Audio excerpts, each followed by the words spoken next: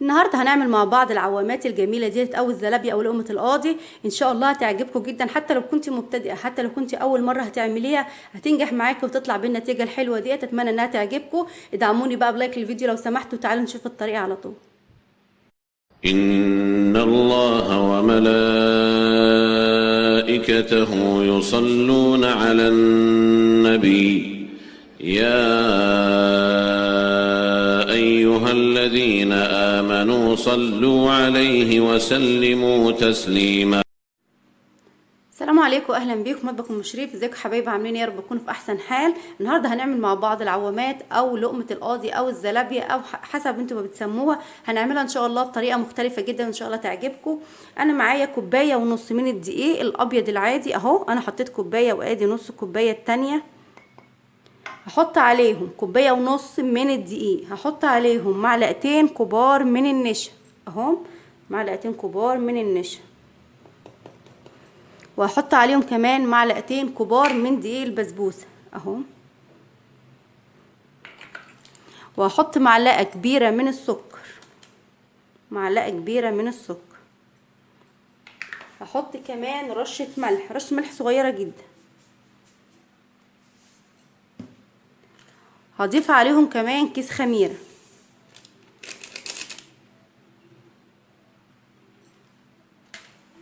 هحط كمان معايا معلقه كبيره من الكاستر.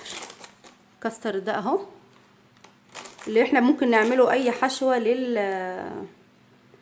بديل المهلبيه، يعني معلقه كبيره من الكاستر اهوت. كده حطيت كل الحاجات الجافه، يعني كوبايه ونص من الدقيق، عليهم معلقتين من النشا، عليهم معلقتين من دقيق البسبوسه، عليهم معلقه من السكر ومعلقه كبيره من الكاستر ورشه ملح وكيس خميره. هقلبهم كويس قوي اهوت. معايا بقى كوبايه لبن دافي عشان العجينه بتاعتنا تخمر بسرعه. هضيف الاول معلقتين من الزيت، احط معلقتين كبار من الزيت اهو،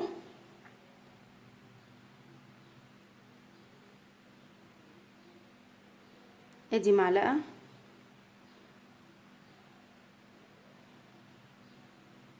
وادي كمان معلقه. كده هحاول بقى الف الخليط بتاعي كده كله بمعلقتين الزيت اهو.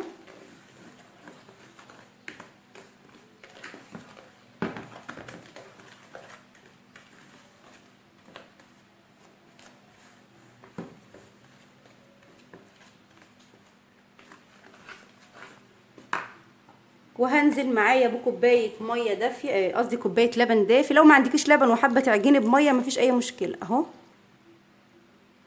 كوبايه لبن، هتاكد ان اللبن بتاعي يكون دافي ما يكونش سخن قوي عشان ما يموتليش الخميره. هنزل اهو بكوبايه اللبن كلها، وهبتدي اعجن العجينه بتاعتي كويس قوي اهي.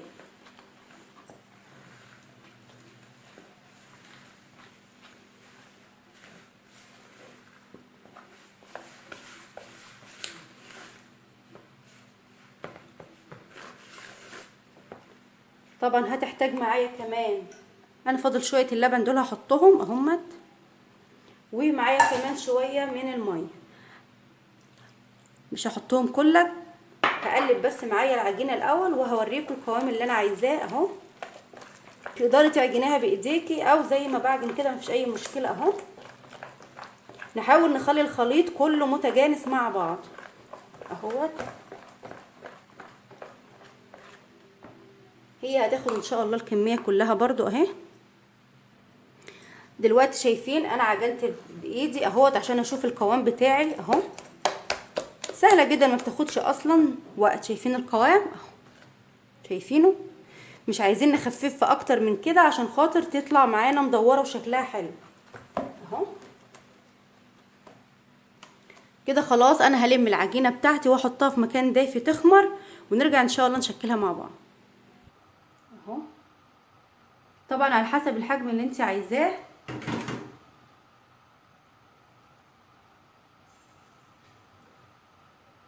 بنقطع كده اهوت.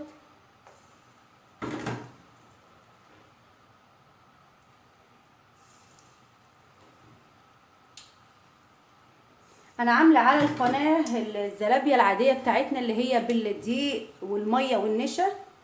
لو انتوا حابين برضو يعني عايزين تعملوا بالطريقه ديت اهيت، وممكن ابقى اعملها لكم برضو الزلابيه العاديه خالص اهي، بس دي هيبقى طعمها حلو اهو.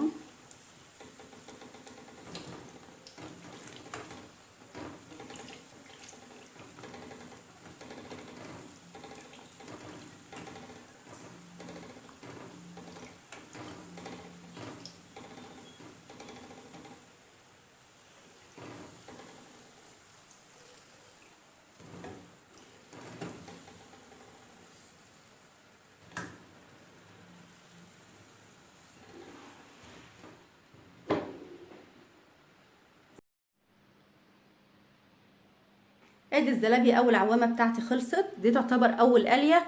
دلوقتي هي هديت، هولع الزيت بقى تاني ونقليها القليه التانيه عشان تبقى مقرمشه معانا. شايفين ما شاء الله كلها مدوره وجميله ازاي؟ بصوا تحفه. تقدروا انتوا تتحكموا في الحجم اللي انتوا عايزينه. لو انتوا مش حابين تحطوها في الشربات ممكن ترشوا عليها سكر بودره او تحطوا عليها اي صوص انتوا حابينه، وهتبقى جميله معاكم بالشكل ده. هولع الزيت بقى ونقليها القليه التانيه. هوريكم القوام بتاع الشربات بتاعنا عشان اول ما هتطلع من القليه التانيه نحطها في الشربات. شايفين القوام اهو؟ شايفين الشربات عامل ازاي اهو؟ ده اللي هتحطي منه لاي حاجه مقليه. بصوا بقى مش هتعجن ولا تشرب شربات ولا هيبقى خفيف ولا اي حاجه خالص اهو. ده القوام اللي انا عايزاه لاي حاجه تكون مقليه اهو، مفيهوش اي مشاكل، وعامل ازاي زي ما يكون عسل نحل اهو. هحطه جنبنا عشان نقلي ونحط على طول في الشربات. دلوقتي الزيت سخن، هنزل بالعوامات بتاعتي تاني اهوت.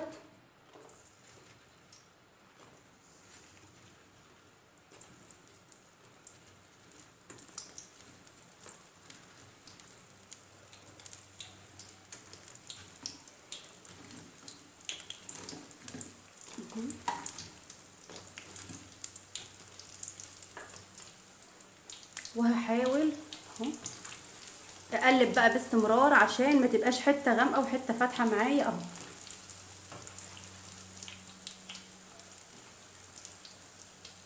احنا عارفين ان هي بتقلب بسرعه اهي.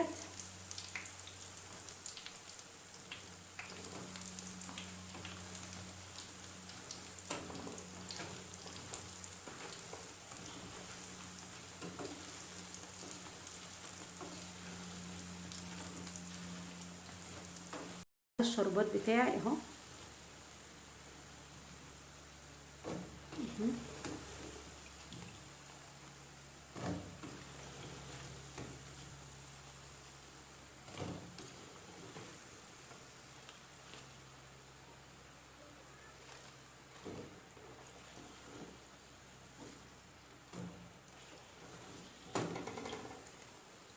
شايفين الحجم الصغنون ده جميل قوي.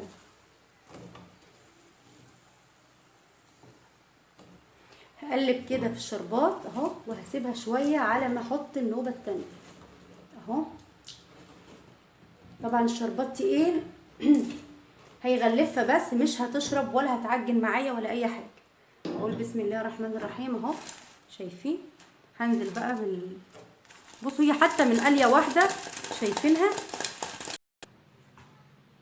وادي الزلابيه بتاعتنا او العوامات بعد ما خلصت. اتمنى تعجبكم. شايفين شكلها حلو جدا قد ايه، وكلها مدوره، وكوبايه ونص من الدقيق ما شاء الله عمل لنا كميه كبيره.